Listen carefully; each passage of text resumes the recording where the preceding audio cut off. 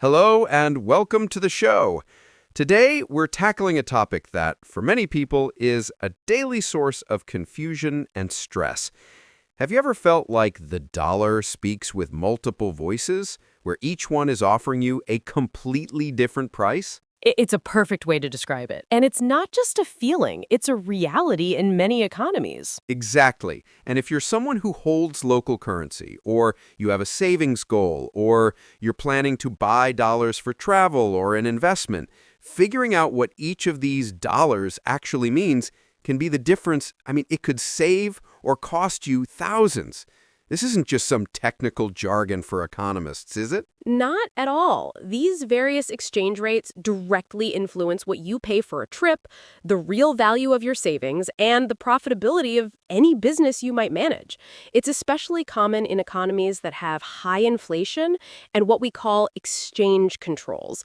Think of a place like Argentina, for example. In that environment, you'll see several rates coexisting: the official dollar, the blue or parallel dollar, the MEP dollar, and the CCL dollar. That's the list. Official, blue, MEP, and CCL. It's a confusing puzzle. So our goal today is to break this down. I want to understand what each is, why they even exist, and what they mean for us, the regular people. And that's the right way to approach it. We want to translate these complex economic concepts into clear images. For example, think of the exchange rate gap as simply the price difference for the exact same item at an official, regulated store versus at an unregulated street market. By the end of this, you'll be able to stop seeing it as a puzzle and start using this knowledge strategically. I love that. Okay, let's start with the definitions. What is the official dollar? It sounds like the most straightforward one. It is. The official dollar is the exchange rate that's published by the country's central bank. This is the standard reference.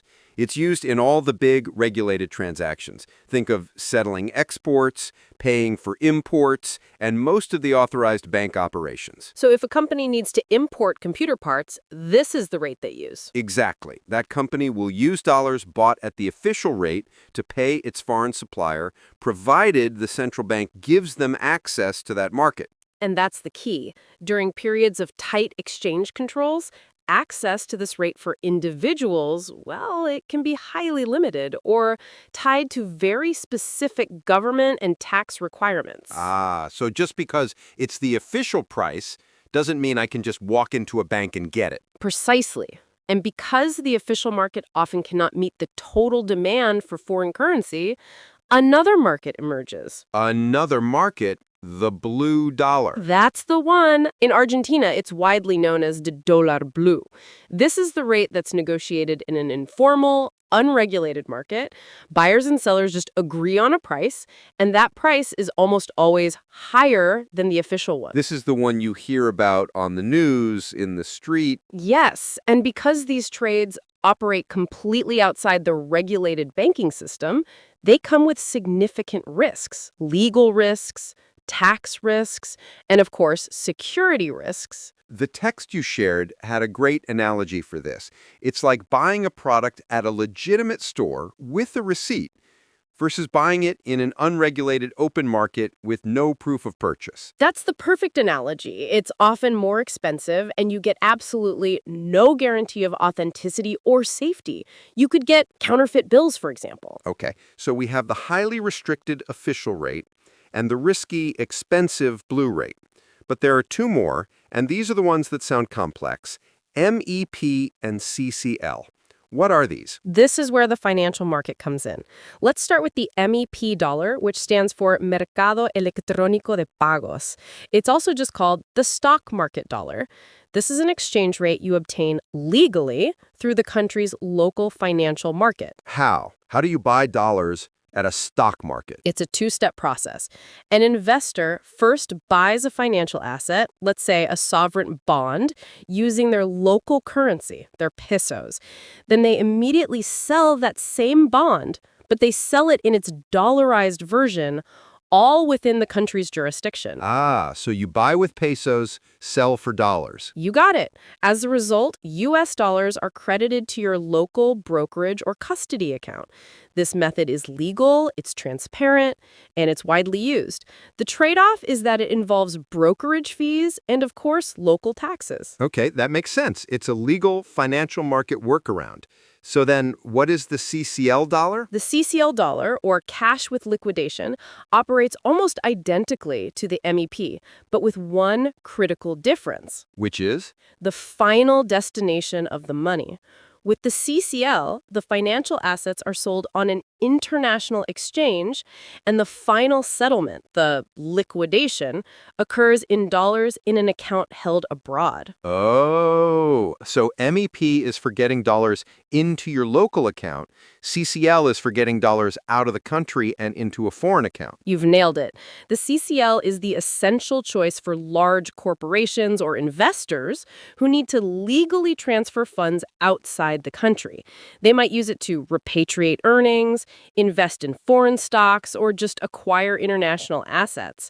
So to summarize the two, both use bonds or stocks to create a synthetic exchange rate. But MEP keeps the dollars local, CCL transfers the funds internationally. This is fascinating, but it begs the big question: why? Why does this whole complicated system exist? Why not just $1 rate? It's never random. It's a combination of political decisions and economic imbalances. The number one reason is capital controls and restrictions. Meaning the government is actively trying to stop money from leaving. Correct. When a government imposes severe limits on who can access the official dollar, setting purchase caps, requiring authorizations, things like that, the supply in that official market just shrinks. But the demand doesn't go away. All that large unmet demand has to find its way through alternative channels: the parallel market, the MEP, the CCL. It's like putting a cap on a geyser. The pressure just builds and finds other ways out. That's a good way to think about it. The second reason is a simple imbalance of supply and demand. A persistent gap appears when a country is spending significantly more dollars than it generates, maybe from massive imports or large debt payments. The central bank's reserves start to decline. To protect those dwindling reserves, the bank restricts the sale of currency. Which just sends everyone back to the parallel markets. Exactly. Think of it like water in a central storage tank. If the official tap is drastically restricted, people will naturally seek out alternative, less regulated ways to get water. And the third reason? This one is all about psychology, expectations, and risk perception. In unstable economies, people buy dollars not just to spend, but as a reliable hedge against high inflation or an anticipated future devaluation. When public distrust in the local currency or the economic policy grows, the parallel dollar starts to climb, often before the official one moves. So the gap between the official and the blue, it's like a fever. It's a perfect economic thermometer. The wider the gap, the greater the general distrust in the current economic policy. And finally, the fourth reason is simply financial arbitrage.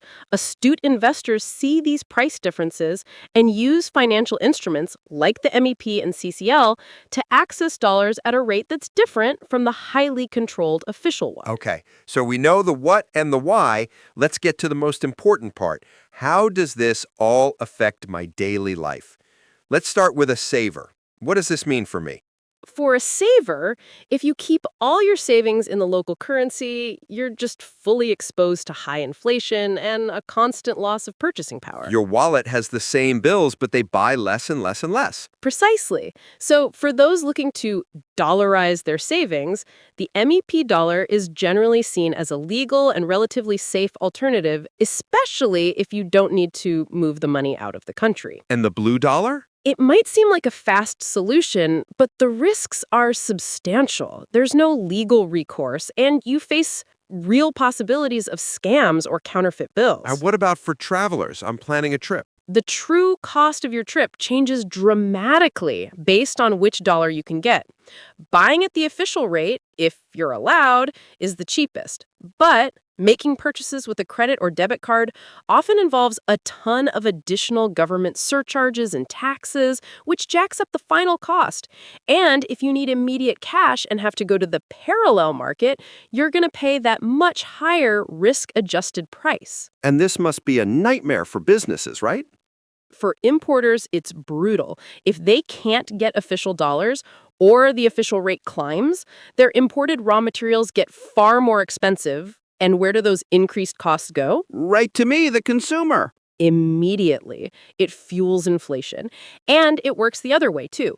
Exporters who earn dollars are often forced to sell them at the lower official rate, which crushes their profitability when the gap is high. This uncertainty just stalls new investment. It's incredibly hard to plan your costs when the currency market is so unpredictable. Okay, so this is the landscape. It's volatile, it's confusing. What are the practical strategies? How do we navigate this? The first and most important step, define your goal clearly. Saving money locally, traveling internationally, or investing abroad are three fundamentally different goals. The best dollar rate changes completely depending on your answer. So if my goal is just saving dollars domestically, The MEP is typically